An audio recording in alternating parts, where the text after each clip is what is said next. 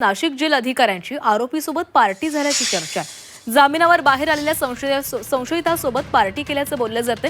Video जेलमधील 3 अधिकारी दिसतायत। Gel अधिकारी निवासस्थानाबाहेरील हा व्हिडिओ आहे। नाशिक रोड मध्यवर्ती कारागृहातील अधिकाऱ्यांची आरोपीसोबत दारू पार्टी चर्चेमध्ये आली आहे। फसवणुकीच्या गुन्ह्यामध्ये जामिनावर बाहेर आलेल्या संशयितासोबत पार्टी केल्याचा दावा केला जातोय।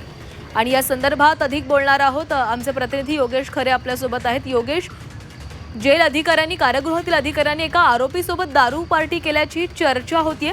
फसवणुकीच्या गुन्ह्यात जामिनावर हा आरोपी बाहेर आलेला होता आणि त्याच्यासोबतच संशयितांनी पार्टी केल्याचा दावा आहे। कारागृहातील 3 अधिकारी या व्हिडिओमध्ये आपल्याला पाहायला मिळत आहेत।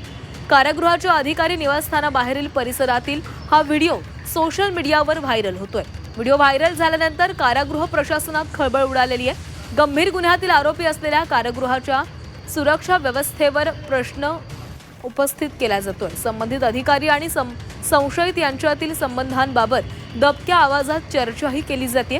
दारू पार्टीच्या व्हायरल व्हिडिओमुळे कारागृह प्रशासन अडचणीमध्ये आलेले आहे।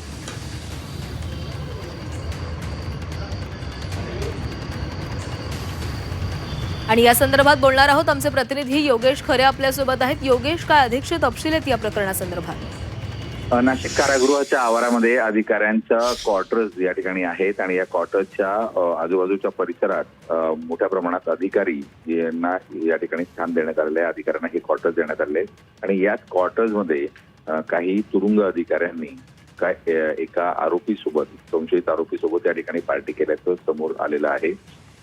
कुणीतरी एका व्यक्तीनं याचे व्हिडिओ समाज माध्यमांवर व्हायरल केलेले आहेत। त्यामुळे या प्रकरणाला उघड एकूण 3 अधिकारी त्या आरोपीसोबत पार्टी करत होते आणि विशेष म्हणजे हाच आरोपी या जेलमध्ये, याच कारागृहामध्ये काही दिवस या ठिकाणी होता असं म्हटलं जात आहे। त्यामुळे एकूणच तुरुंग अधिकारी या पद्धतीनं जर दारूच्या पार्ट्या कारागृहाच्या आवारातच करत असतील तर कसा धाक राहणार हा प्रश्न यामुळे विचारला जातोय। नक्कीच योगेश, धन्यवाद दिलेल्या माहितीसाठी।